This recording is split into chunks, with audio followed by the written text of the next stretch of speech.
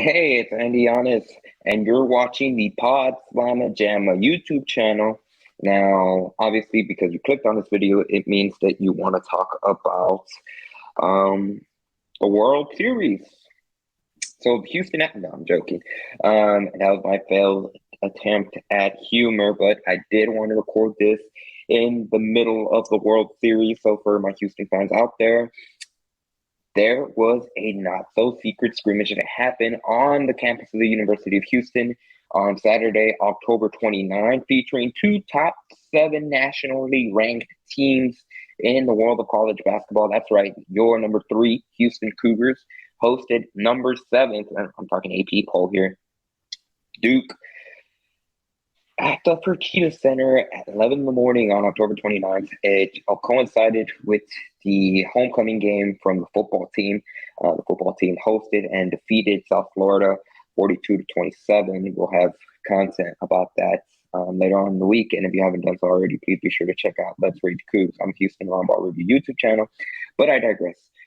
This focus on this video is on that Houston Duke scrimmage because while the football team was playing USF, the Blue Devils they weren't exactly sneaked into the Fertitta Center, according to multiple sources with knowledge of the scrimmage. They were actually brought in through the back of the Fertitta Center, which is custom for opposing teams on a regular game day, is what I was told. But they did hire security, which is not a custom for a scrimmage, to make sure that nobody was able to sneak in and be able to get a glimpse rather, of the Houston and Duke scrimmage. Now, like I mentioned, these are two top ranked teams in the national polls that were looking to make each other better.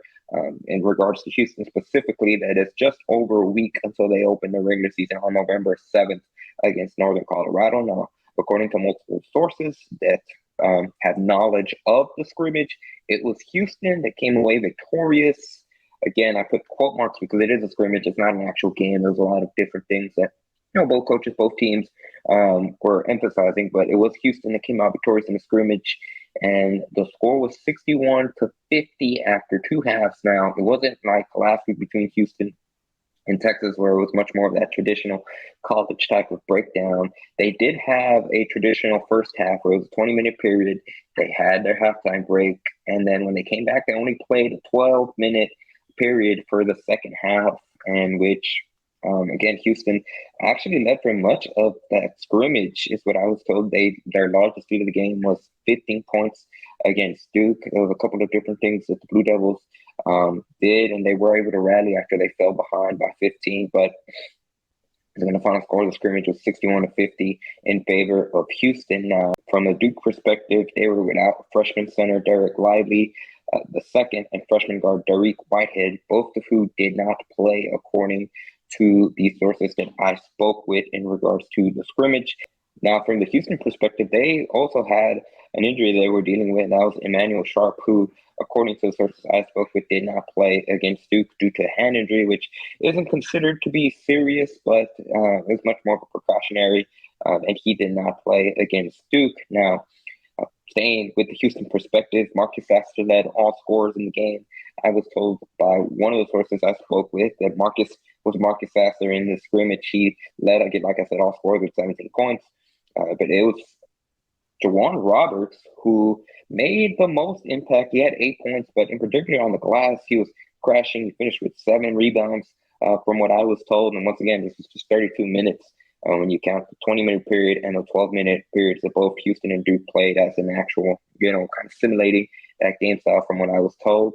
Jarvis Walker, I mean, he had decent numbers. He had 7 points and 4 rebounds from what I was told. But still, there was a point in particular when it comes to crashing the glass where he still needs to pick it up in terms of what Houston expects at that position from their forward. The one thing when it comes to Houston Cougars is they rebound, they get after that glass. And that's something that I've been told that Jarvis Walker still needs to adjust. Of course, it's a learning curve for the freshman. Now, when it comes to Tremont Mark, he had good flashes, which again continues. That's probably, if you're a Houston fan, that is the most exciting thing you want to hear. Obviously, Tremont Mark had to miss a good chunk of last season due to injuries, and in particular the shoulder injury that kept him out for much of the season. He continues to show flashes. He had 9 points, but most importantly for Houston, he also crashed the glass. He had 5 defensive rebounds, which, again, going back to what I said in regards to Houston rebounding, they put an emphasis on that. Now, when it comes to the other guard for Houston, Jamal Shed, according to the people I spoke with, he struggled offensively, in particular when it came to turning the ball over. He did have 5 turnovers, only had 4 assists. So obviously, that's not the good turnover to assist ratio or assist to turnover ratio that you want from your guard. Now, albeit it is scrimmage, there's no overreaction Monday, I guess, even though it's a Saturday. So there's no reason to panic. And we all know that Jamal Shed is capable of being an elite playmaker and facilitator for his teammates.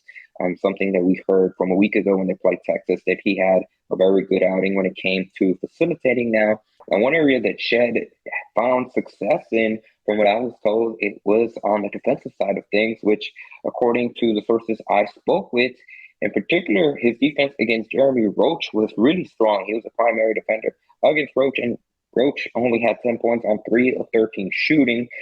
So that was a big check in the box of Jamal Shed, who had his struggles offensively, but was able to make up for it with his defense. Now, once again, I mentioned it was it was odd where they had that 120-minute period for the first half, and then they only had a 12-minute period in regards to the second half.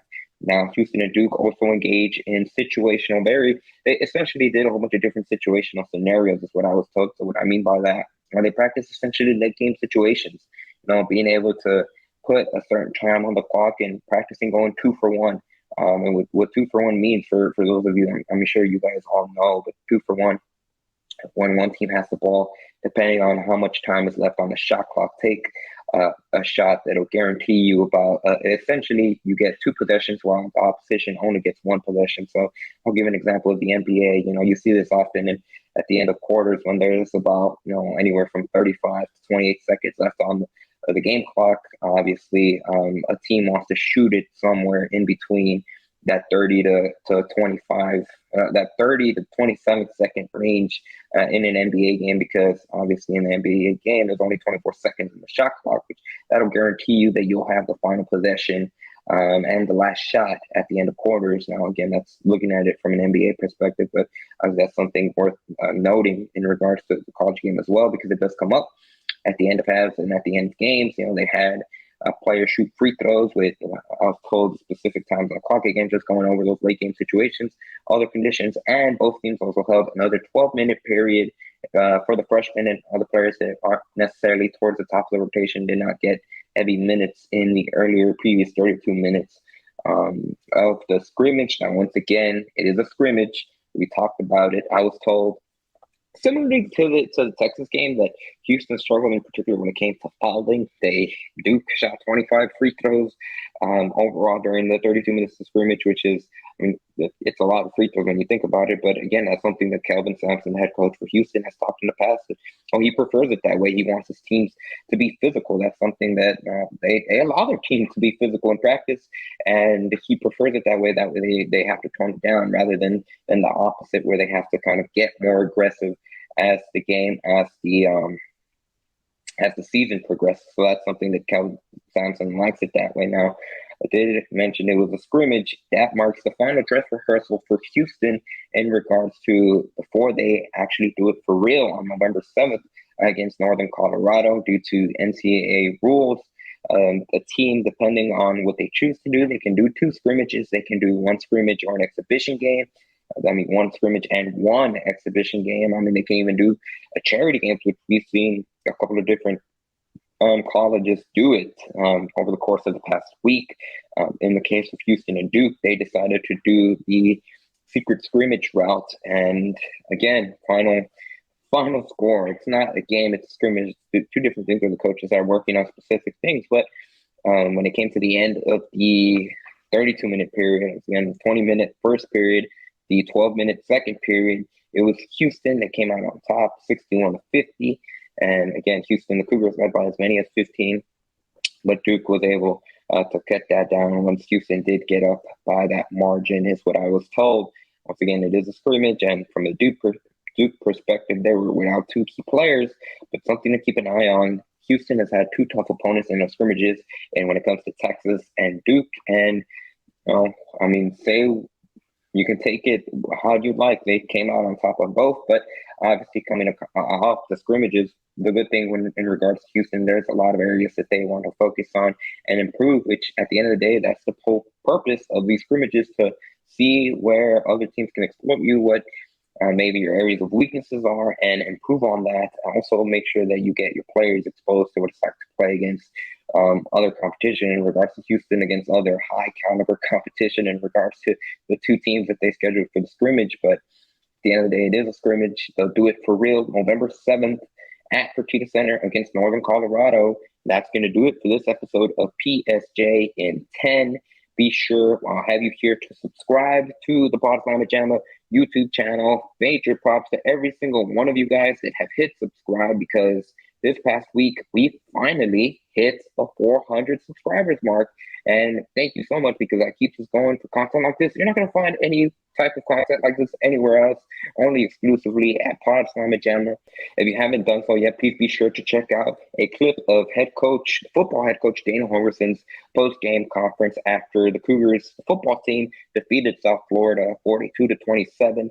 I will upload a clip of quarterback Clayton Tune and what he said to the media after the game as well. If not tonight, it won't be tonight. It'll be tomorrow morning. Well, depending on whenever you're watching this, Sunday, October 30th, you'll have a clip of quarterback Clayton Tune. But until then, I'd just like to remind you guys to please subscribe to the channel if you're haven't done so already. We're on the road to 1,000, and it'll really help us out continuing to grow this channel. I can't say thank you enough to all of you guys that have hit subscribe and have supported us. It means a lot, and we're on the road to 1,000. So until then, see you guys. Take care.